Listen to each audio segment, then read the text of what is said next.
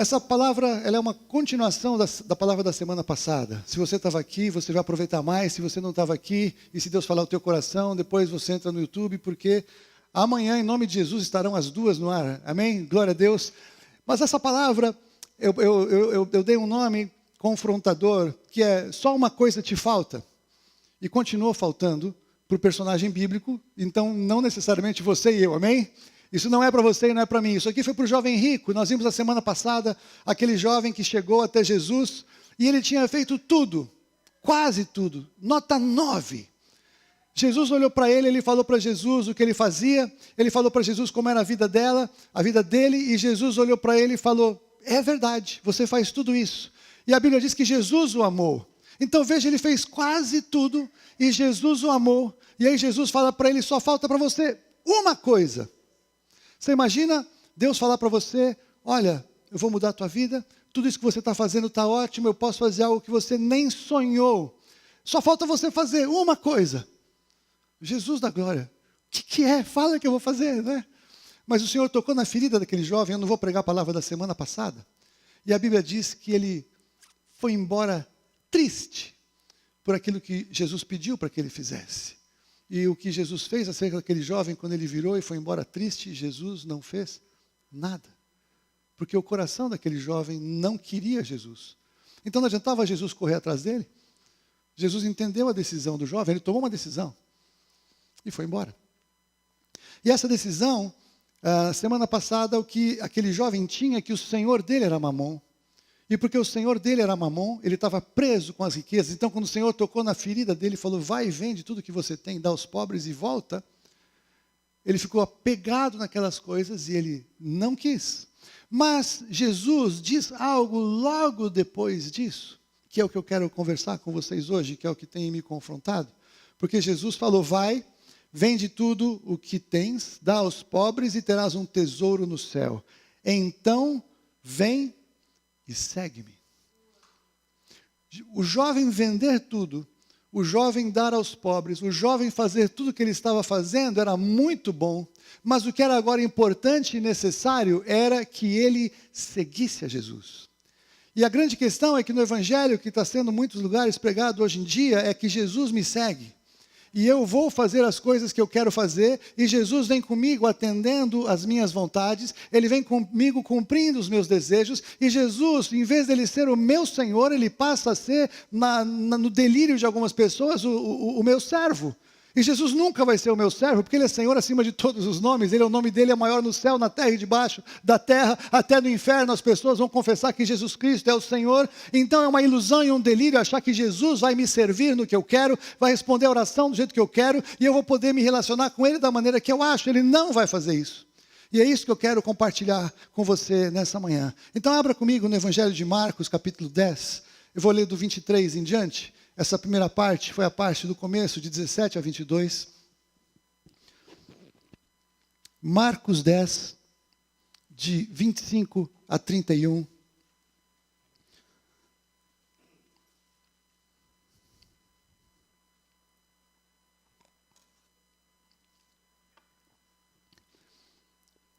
Ok. Quem quiser acompanhar com a gente aqui na tela, se você acompanha na sua Bíblia, veja que é o mesmo texto. Então Jesus, olhando ao redor, depois que o jovem foi embora, triste, Jesus, então, depois que ele saiu, Jesus agora vai falar com os seus discípulos. E aí ele diz o seguinte, quão dificilmente entrarão no reino de Deus os que têm riquezas. Eu vou ler aqui que fica melhor, né? Os que têm riquezas, ok? 24. Os discípulos estranharam essas palavras. Estou com igual aqui?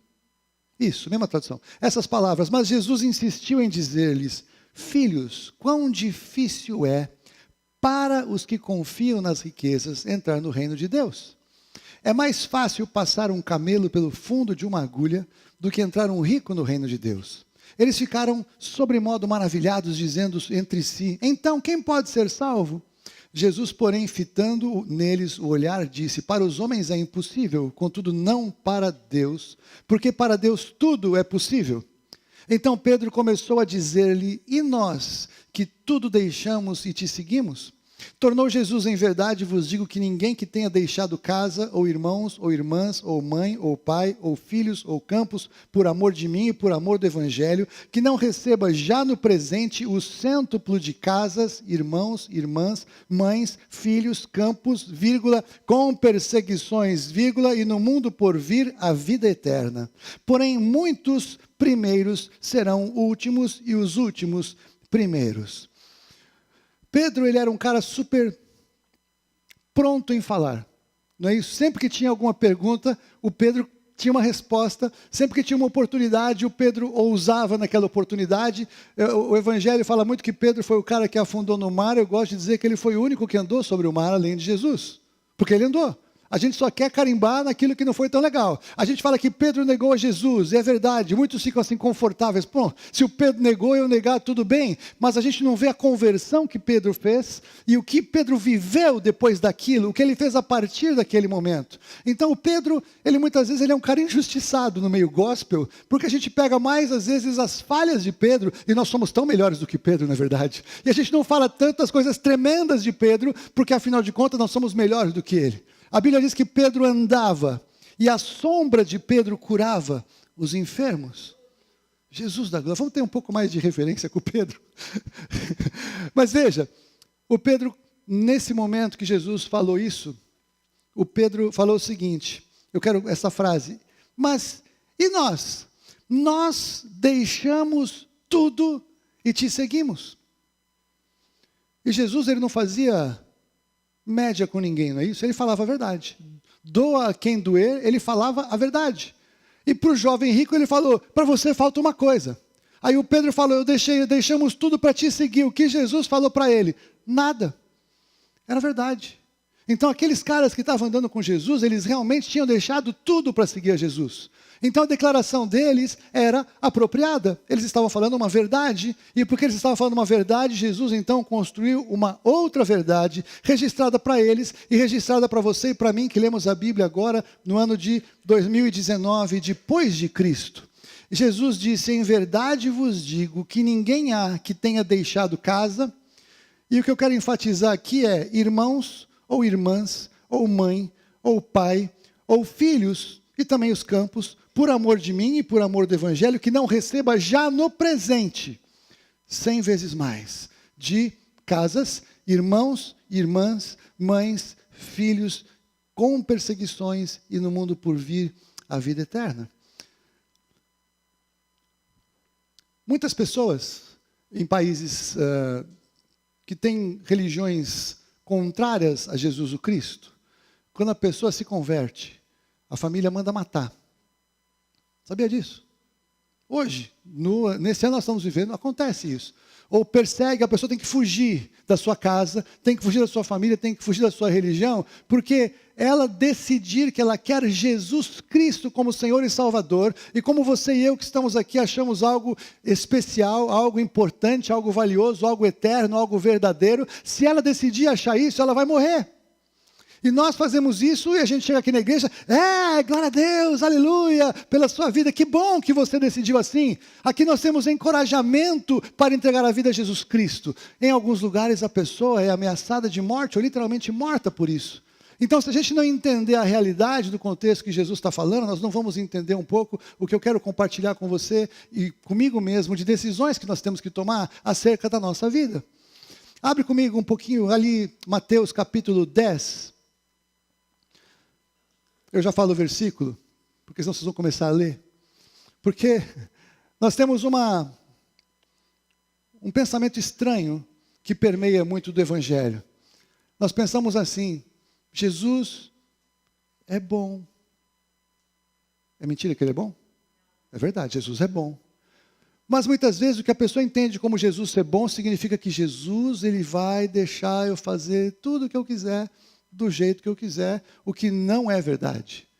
Eu vi algumas vezes em debates assim, a internet fica um lugar, às vezes, insalubre para as pessoas andarem. Né? Eu vejo alguns debates, às vezes, quando tem alguns temas polêmicos, eu não fico tanto no tema polêmico, mas eu gosto, às vezes, de ler os comentários. E nos comentários você consegue fazer uma certa fotografia das pessoas médias que pensam. Não tem uma amostragem científica, mas dá uma ideia do que acontece ali. E tem pessoas, por exemplo, alguém fala, isso é pecado. E a discussão é alguma coisa que é pecado, e é pecado, mas contraria a sociedade atual e contemporânea. Aí entram alguns que se dizem evangélicos, mas Jesus é amor. Você não pode julgar, você tem que amar, você não pode agir assim. Jesus não falaria assim, porque Jesus é amor. Essas pessoas que falam isso, elas com certeza, elas nunca leram os 4 evangelhos inteiros. Elas nunca viram como Jesus falava acerca do pecado. Elas nunca viram como Jesus tratava os religiosos da época. E o fato dele ser amor significa que ele nos amou e morreu na cruz em nosso lugar e pagou o preço do nosso pecado e que é o melhor para nós, mas não significa que ele agora nos dá licença para pecar, podemos viver como quiser porque ele nos ama. Isso é mentira, é uma mentira religiosa, é uma mentira gospel que tem entrado em muitos lugares, mas que não tem sustentação pela palavra. E eu vou tratar agora de um tema muito forte nessa área. Mateus capítulo 10, versículos 34 a 39. Jesus veio trazer paz a todos os homens, paz na terra aos homens de boa vontade, não é isso? E é verdade, ele veio fazer isso, só que a gente precisa entender o que é paz. Paz com quem? Qual é o propósito dessa paz? Então Jesus está dizendo o seguinte, não pensei, palavras de Jesus, tá? Se você tem a Bíblia em vermelhinho, está lá vermelhinho, Jesus falando, não penseis que vim trazer paz à terra, não vim trazer paz, mas espada. Está escrito aí na sua Bíblia também? Jesus veio trazer espada na família? Que Jesus é esse? O Jesus que você diz que você serve. Pois vim causar divisão entre o homem e seu pai, entre a filha e sua mãe, entre a nora e sua sogra. Assim os inimigos do homem serão os da sua própria casa. Quem ama a seu pai ou a sua mãe mais do que a mim, não é digno de mim. Quem ama seu filho ou a sua filha mais do que a mim, não é digno de mim. E quem não toma a sua cruz e vem após mim, não é digno de mim. Quem acha a sua vida, perdê-la.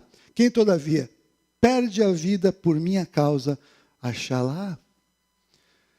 É impressionante como a gente vive um tempo em que a família atrapalha pessoas que querem servir a Deus, ou que dizem que querem servir a Deus.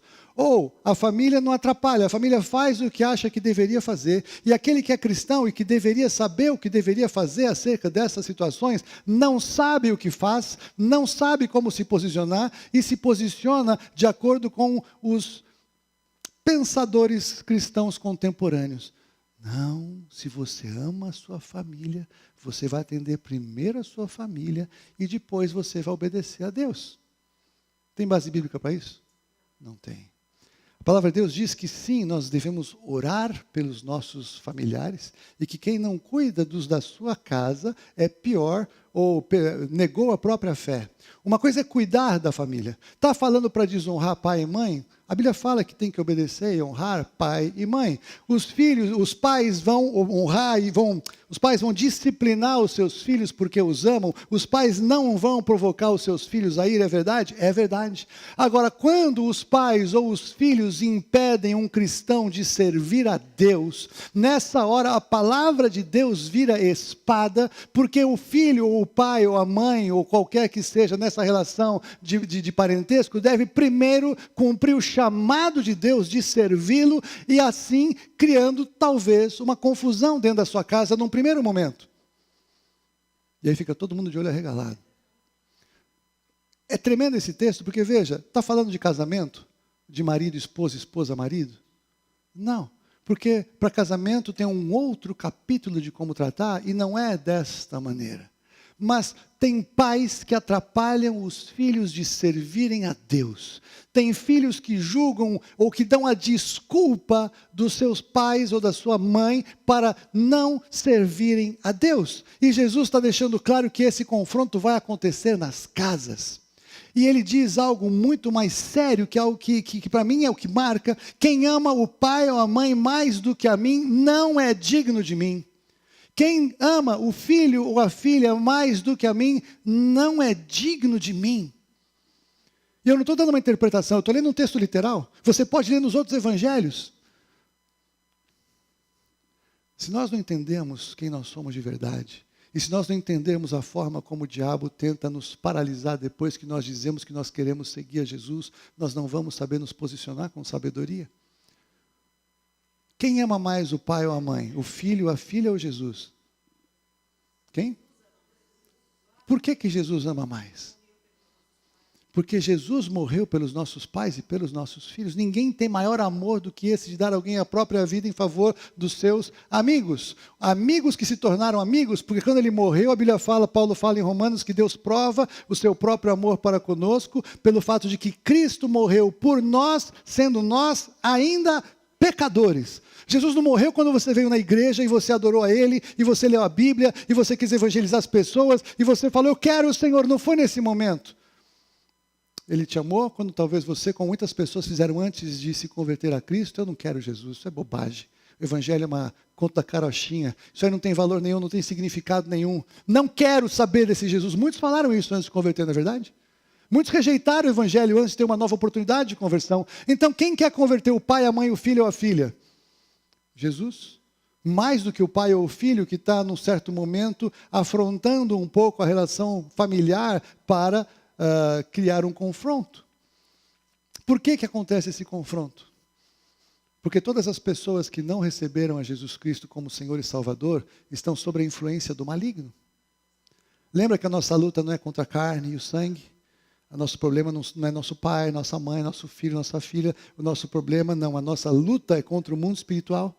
Quando alguém se converte numa família que ninguém é convertido, vai começar uma guerra espiritual. Não é uma guerra contra as pessoas, mas é uma guerra contra o sistema que está trabalhando através da estrutura familiar para que aquele que se converteu desista da sua posição e rejeite Jesus e permaneça onde está, porque o diabo não quer que o evangelho se espalhe naquela família, porque quando a luz do evangelho de Cristo entrou dentro de uma casa, o poder do Espírito Santo de Deus começa a agir, a oração começa a ser estabelecida dentro da casa, e agora tudo que o diabo não queria acontece, é o cavalo de Troia de Deus. Entrou alguém com o poder do evangelho de Jesus Cristo dentro de uma família, e agora vai começar uma guerra espiritual para estabelecer o senhorio de Jesus Cristo, para que aquela casa toda se converta.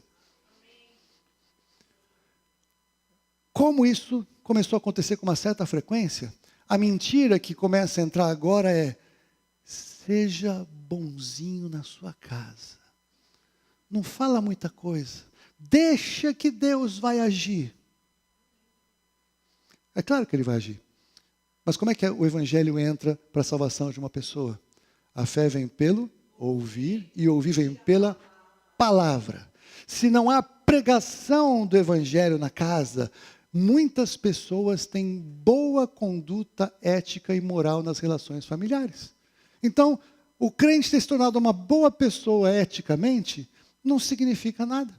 Muitas pessoas agem assim. Agora, se ele começa a pregar o evangelho, a pregação do evangelho associada à sua forma de viver, é algo poderoso na vida daquela casa. E mais, se o filho ou o pai, ou a mãe, ou a sogra, ou alguém desta relação familiar, começa a colocar a importância que há em servir a Jesus, a importância em servir a Jesus começa a confrontar as pessoas. Puxa, esse negócio não é mais uma moda que o filho inventou, que o pai inventou, mas isso é verdade. Esse troço é sério. E esse troço ser sério vai incomodar todo mundo. Sabe por que vai incomodar todo mundo? Porque a opressão vai levantar, o diabo vai falar: olha só, que absurdo, ele está traindo todas as tradições familiares, ele está abandonando a religião dos nossos antepassados, ele está afrontando nossos hábitos e costumes. E é verdade. Só que isso é algo ruim para quem se perde. Mas é uma bênção para quem recebe a salvação em Jesus Cristo, pela graça, porque não adianta a gente ficar preso em estruturas familiares e agradar papai, mamãe, vovô, vovó, titio, titia e ir para o inferno com todos eles. Não é um bom programa familiar. O melhor programa familiar é haver salvação na casa. O melhor programa familiar é todos saírem para servir ao Senhor. Mas o que o Senhor Jesus está nos alertando é que, se nós fazemos média com a família na hora de servir a Deus, estamos errados. Agora, parece aqui que puxou uma faca e vai quebrar pau todos os dias. Eu sou crente, eu sou... Não! Você faz opções. Você vai servir a Deus? Sim. Você vai seguir a Jesus? Sim. Como é que é a sua vida? Trabalha, estuda, frequenta a casa, faz programa com a família, está tudo bem. Você não vai romper com todo mundo, a não ser que todo mundo rompa com você. Eu conheci um rapaz, quando ele se converteu, a família dele ia botar ele para fora de casa, quase que ele ia morar na minha casa. Hoje ele é pastor nos Estados Unidos, mas quando ele converteu foi séria a coisa. Nesses tempos, poucos anos atrás. Às vezes acontece, talvez, vai ser séria a coisa, mas se você chegar na hora que você tem o seu compromisso de servir a Deus, você está numa célula, você tem hora que você vai servir a Deus no culto, você vai servir a Deus na adoração, você vai servir a Deus em algum lugar, na sua trajetória cristã, nesse horário, nada da família é mais importante do que o seu compromisso com Deus. Porque você está seguindo a Jesus, você está servindo a Ele, você escolheu algumas coisas, essa é inegociável. As outras, vai jantar com o pai e com a mãe e paga pizza. Fala de Jesus, fala de política, fala de futebol, fala da família, fala de tudo. Não seja chato. Mas seja coerente com aquilo que você diz que agora é a sua verdade. Aquilo que você diz que mudou a sua vida. E manifeste a sua transformação quando você for falar. O filho, dependendo da idade, ele não vai agora se rebelar contra o pai e contra a mãe, mas ele vai tentar colocar alguns padrões de princípios para serem negociados. E quando ele fizer isso, sabe quem vai estar junto com ele? O Espírito Santo de Deus. Agora, muitas vezes os crentes deixam de fazer coisas porque tem um programa de família na hora do culto. E sabe quando a família vai dar valor mesmo para o Evangelho de Jesus? Nunca. Porque se qualquer coisa ele abre mão, é um negócio negociável. Isso não é religiosidade, isso é comprometimento. Jesus falou para eles, vem e segue-me. Se a gente for olhar como é que era o sistema lá, por figura era quase que uma igreja itinerante. Não é? Jesus, ele andando, ele ia pregando, as multidões vinham com ele, os discípulos vinham com ele, e junto com Jesus, eles iam sendo discipulados no Evangelho, eles iam aprendendo as verdades do reino, eles tinham que ser ensinados as verdades do reino, para que eles pudessem sair para compartilhar, pregar e transformar. A igreja é exatamente a mesma coisa, querido, querida, não dá para servir a Deus sem fazer parte de uma igreja local.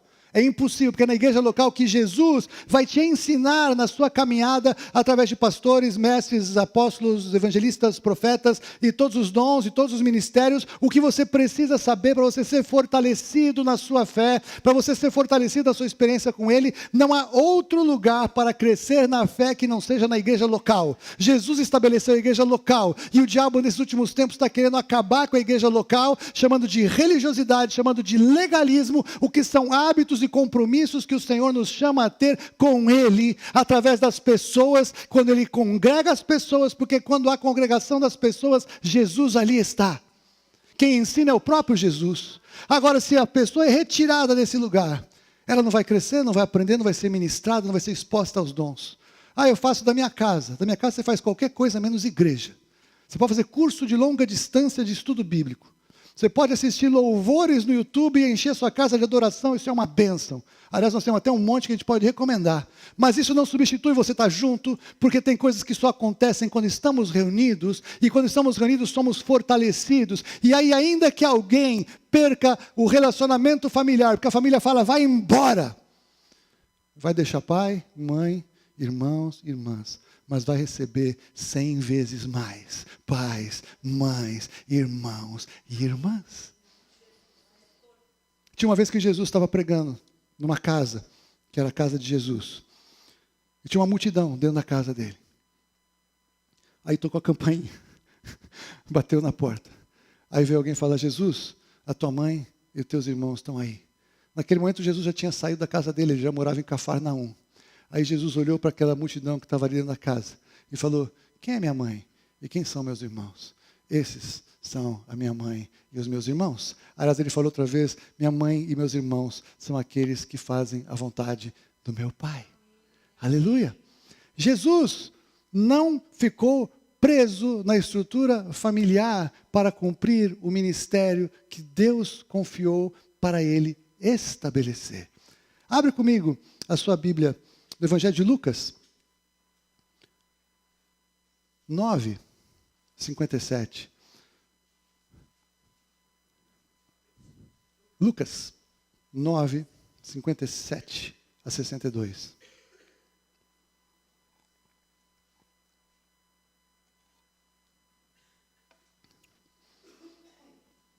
Jesus e seus discípulos estavam caminhando.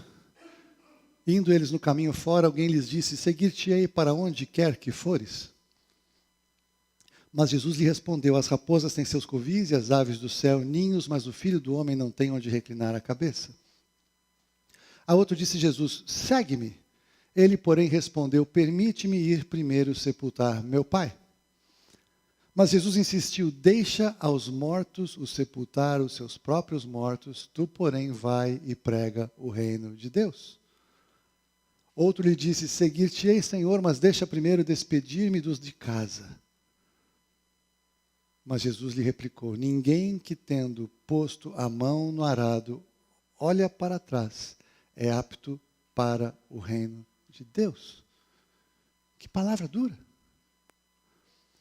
A primeira vez que eu li essa palavra, eu pensei que parecia a história lá da viúva de Naim, que o filho tinha morrido, né? Então estava passando o cortejo fúnebre, e aí Jesus ressuscitou o filho da viúva, vocês lembram dessa passagem. Esse rapaz, ele fala, tá bom, Jesus, deixa só eu enterrar meu pai, que eu vou. Então parecia que estava passando o cortejo fúnebre, o pai dele estava ali para ser enterrado. E o jovem fala, Jesus, deixa só acabar aqui a sequência, nós vamos até o cemitério, vamos enterrar e eu vou te seguir. Jesus falou, deixa os mortos enterrar os próprios mortos. Parece que Jesus não quis respeitar o cara no cortejo. Se fosse um cortejo, eu tenho certeza que Jesus ressuscitava o pai dele. Você tem alguma dúvida? Oh, glória a Deus, tem alguém em fé. Deixa eu tentar de novo, né? Se fosse um cortejo fúnebre, acho que Jesus ia, na verdade, ressuscitar o pai dele, amém? Glória a Deus, vocês estão entendendo melhor a coisa? O que ele estava querendo dizer é o seguinte, depois que meu pai morrer, e eu enterrar o meu pai, eu vou te seguir. E quando Jesus fala, deixa os mortos enterrar os próprios mortos, Jesus está falando de uma condição espiritual, de uma maneira confrontadora. Quem é a vida? Quem é a vida? Quem não tem a vida, a Bíblia diz que está morto nos seus delitos e pecados. Então, quando pessoas que não têm a Cristo morrem e são enterradas por outras pessoas que não têm a Cristo, são mortos enterrando os próprios mortos e se defrontando com a realidade da morte, e se aprendessem com Salomão, deveriam entender que há mais sabedoria na casa onde há luto do que na casa onde há festa, porque o luto nos confronta com a realidade de que esta habitação tem prazo de validade, logo, logo vem uma ação de despejo e você e eu teremos que deixar esta casa onde habitamos e ela vai voltar ao pó, e quando volta ao pó, quem não tem a vida em Cristo vai acompanhar o lugar dos mortos. As pessoas não param para pensar na brevidade da vida, até que alguém muito, mas muito perto morre. Enquanto as pessoas que morrem é só no jornal, é só lá longe, é só alguém que conta, está tudo bem, esse fato da morte não me afeta, não é comigo a questão, estou tranquilo. Mas quando morre um do lado, aí aquele negócio, cai 1.000 à direita, 1.000 à esquerda, assim também não, né? A morte nos confronta. E o que Jesus estava falando para ele é o seguinte, cara, eu sou a vida. Eu estou te chamando para você vir comigo pregar a vida, e você está querendo ficar com mortos. Você está querendo ficar morto para enterrar um morto. Eu estou te chamando para a vida. Abraça o que é eterno. O Senhor nos chama a focar na eternidade. E na sequência, ele diz algo que, para mim, é algo que me marca. Esse é um texto que a Fúvia fala muito, mas muito. É o último versículo dessa série, dessa sequência que está aí. 62. Mas Jesus lhe replicou, ninguém que tendo posto a mão no arado, olha para trás, é apto para o reino de Deus.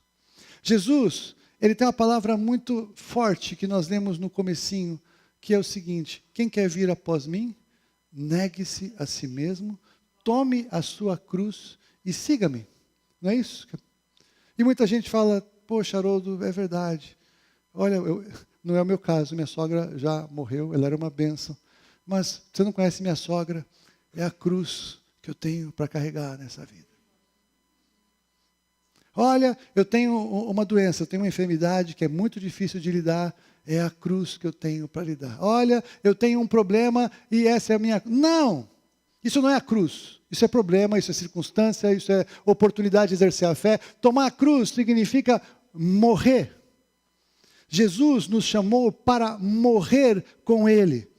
Agora, antes que você fique apavorado que eu estou aqui criando uma seita de suicidas, Jesus nos chama para morrer com Ele no sentido de que eu morro para quem eu sou, eu morro para aquilo que realmente era o meu foco de vida, e eu sujeito completamente tudo que eu era a Jesus Cristo que morreu por mim, porque Ele me amou para que eu seja digno dEle como Ele disse que eu devo ser, para que eu tenha comunhão com Ele. Então, se a minha família é um entrave para eu seguir a Cristo, eu preciso morrer para a minha família numa certa dimensão, para que eu seja digno do Senhor Jesus, para que o Senhor Jesus cuide da minha família e a minha família seja visitada pelo poder de Deus, para que talvez, se for possível, todos se convertam. Vocês lembram da Passagiano, que a Fúvia colocou aqui, um monte de gente da nossa família que veio aqui na Passagiano, que se transformou assim, por uma mulher começou a orar sozinha? A avó da Fúvia. Você não sabe o que Deus vai fazer a partir da sua conversão na sua casa. Agora, tudo que você não pode fazer na conversão na sua casa é você não ser quem Deus te chamou para ser, para agradar a sua família. Você vai agradar a sua família segundo a palavra de Deus. Você vai honrar teu pai e tua mãe, você vai cuidar do teu filho e tua filha, mas você vai buscar primeiro o reino de Deus. A prioridade tem que ser as coisas lá do alto. Isso é complicado, porque a nossa alma fica confundida quando a gente ouve alguma coisa assim, e eu sei que tem pessoas aqui que a alma está gritando e querem me tacar o sapato. Mas eu estou te mostrando versículos da Bíblia. Morrer, levar a cruz, é eu morrer para aquilo que me dá prazer, ou para aquilo que é lógico, ou para aquilo que eu quero, quando isso é contrário à palavra de Deus. Isso é morrer. Senhor, eu vou te seguir para onde for. Tá bom, faz isso. Ah, não, então não vou. Ele não falou que ele ia seguir Jesus onde fosse? De qualquer jeito? Quantas vezes alguém já falou assim alguma coisa para Jesus? E não foi. E aí pior, ou melhor, quem começa tem que ir até o fim. É uma caminhada, é uma trajetória. Nós temos falado um pouco que não importa tanto como a gente começa a vida com Cristo, e nem como a gente está na vida com Cristo no meio, mas o que importa é como a gente termina a trajetória, a caminhada. Porque Jesus, Ele é a porta estreita e é o caminho apertado. Depois que você e eu passamos pela porta estreita, o caminho continua sendo apertado, não é fácil ser crente.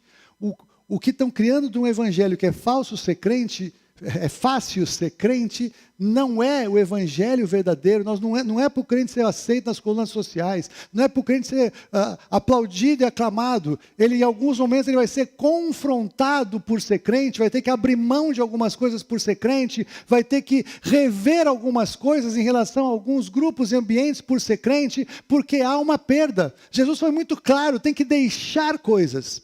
Mas o que é tremendo na figura, eu estava pensando, um versículo que sempre me incomodou muito, é aquele do rico passar pelo buraco da agulha. Porque eu já ouvi falar que é a porta, que é a porta menor da porta de entrada. Faz sentido para mim. Se fosse impossível passar, porque era o buraco da agulha mesmo, que tem gente que fala que não tem nenhum rico que vai ser salvo, porque não dá para passar o camelo pelo buraco da agulha, como se Jesus estivesse falando uma coisa absurda assim. E ainda que fosse assim, não haveria uma profecia em Isaías acerca do rico que estaria com Jesus na sua morte, e José de Arimateia estava lá, e depois que Jesus morreu, José de Arimateia foi para Roma pedir o corpo de Jesus. Você está entendendo o que significava? Os discípulos tinham fugido. O José de Arimateia, depois que Jesus morreu, não podia fazer mais nada. Ele falou, dá o corpo para eu honrar o corpo desse cara que morreu. Era capaz dos romanos falar, que isso, você era seguidor deles? Mata ele também. E Nicodemos, ele deu um bálsamo carésimo. Eu nunca tinha lido a fundo essa história. Ele levou um bálsamo para o corpo de Jesus, que era uma composição de mirra, e agora me fugiu se era aloés, o que era. Eu fui tentar pesquisar isso. E é tremendo porque se você tentar precificar, vai ser difícil precificar, porque das duas especiarias é mais cara do que a outra. Como a gente não sabe a proporção, a gente não sabe exatamente qual seria o preço. Mas eu vi um cara que fez um cálculo médio que daria mais ou menos 100 anos de trabalho de um trabalhador. Pode ser que ele errou e ficou um absurdo. Aí a parte mais barata é de 4 a 5 anos de um trabalhador. Vamos pegar no preço de liquidação, vamos pegar os 5 anos de um salário de um trabalhador. O Nicodemos, Jesus morreu. Ele chega lá e fala, eu vou gastar 5 anos de salário para embalsamar um morto. Você está entendendo isso? Portanto, eles eram riquíssimos e eles passaram pelo fundo da agulha. Então a questão não é essa. Para mim, o que me tocou o coração muito é assim, eu tenho que deixar tudo fora do que era velho e que combina com a porta estreita e o caminho apertado. E eu passo por esse lugar e agora que eu estou aqui dentro, tudo se faz novo. As coisas velhas já passaram e tudo se faz novo. E o que Deus tem para a minha vida agora, Ele me dá depois que eu passei por esse lugar apertado. E o que eu realmente preciso vem dEle, porque os meus valores são outros, que os meus pensamentos são outros. Os pensamentos dEle são mais altos do que os meus. Os caminhos dEle são mais altos do que os meus. Ele vai me dar tudo segundo a sua riqueza em glória. Quem dá é Ele segundo o seu sistema. E agora eu posso viver uma vida nova nele. Eu não estou dizendo que é assim, mas eu estou dizendo que agora eu estou caminhando para crer desta maneira acerca desse texto. Respeito outras maneiras de ver, porque tem outros textos que combinam com isso. Então o que eu quero te dizer é, se você passou pelo lugar apertado para estar com Jesus Cristo, e a única maneira de se converter é assim, a única maneira de se converter é jogar tudo fora, é reconhecer que nada daquilo mais me serve, agora é tudo novo, a minha relação familiar vai ser nova, a minha relação com as pessoas vai ser nova, a minha relação com o meu trabalho vai ser nova, mas a minha relação com Deus vai ser especial.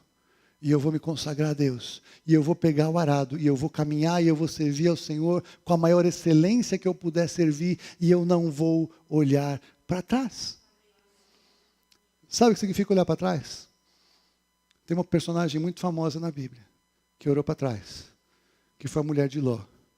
A mulher de Ló, Deus tinha livrado ela e a família, parte da família dela, da destruição de Sodoma e Gomorra, não é isso?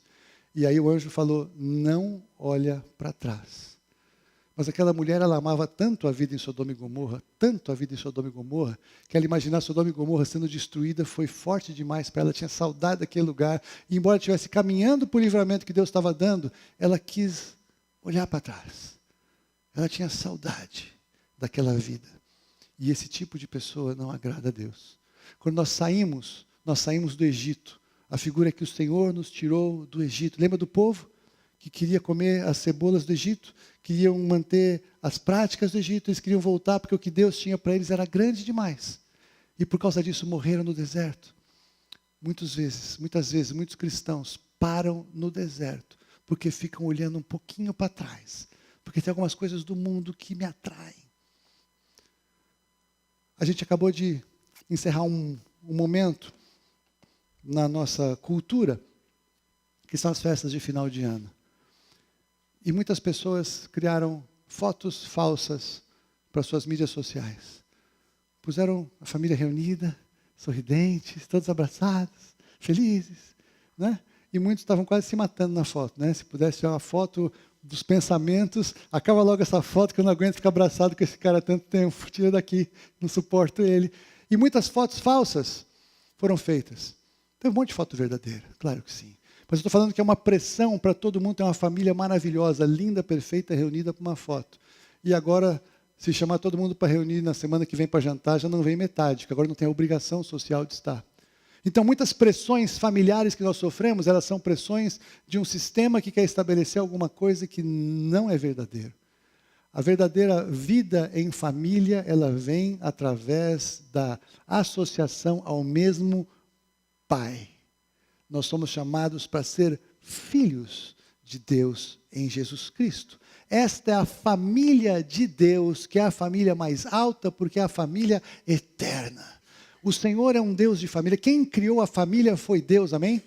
Foi Deus que instituiu a família, porque Deus é família. Deus Pai, Deus Filho, Deus Espírito. Ele se move em família na eternidade. Ele criou Adão e Eva para que Adão e Eva procriassem, tivessem filhos. E a Bíblia tem um monte de textos sobre bênçãos familiares, amém? Tem a bênção na boca do pai, tem a bênção no papel da mãe, tem a bênção nos filhos que honram pai e mãe. E o propósito de Deus é que a família toda seja estabelecida no Evangelho, para que a paz de Cristo, que excede todo entendimento, permeie a vida da família, para que o Senhor corrija a família, quando a família está em conflitos contrários à palavra de Deus, porque o Senhor tem modelo familiar de bênção.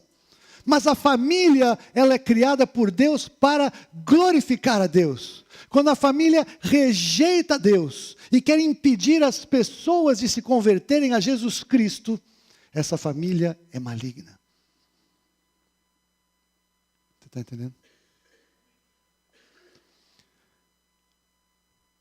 Morrer para si, tomar a cruz e seguir a Jesus, em alguns momentos, traz desconfortos e traz conflitos.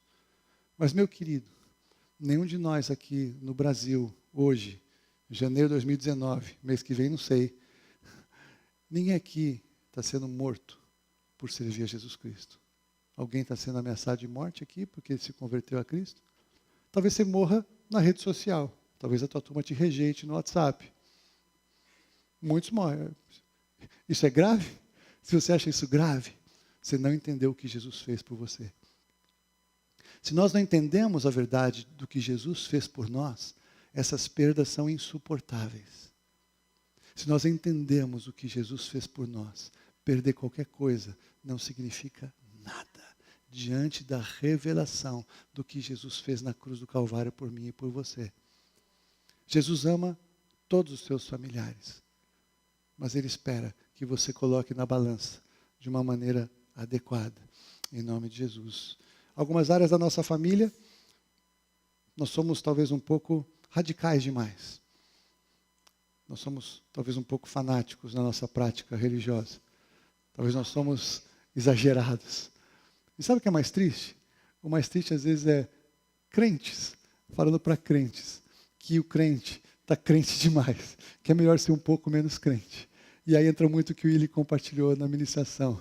A mornidão vem, o amor se esfria, e nós precisamos nadar contra essa corrente, em nome de Jesus. Se nós amarmos ao Senhor Jesus de todo o nosso coração, de toda a nossa alma, de toda a nossa força, de todo o nosso entendimento, nós vamos estar agradando a Deus, e tenha certeza, Ele vai falar ao coração dos seus familiares, em nome de Jesus.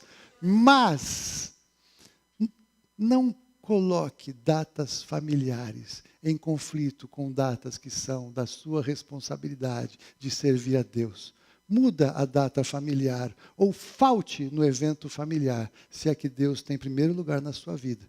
E Ele vai ajudar você a lidar com as questões depois, porque Ele ama a todos. Amém?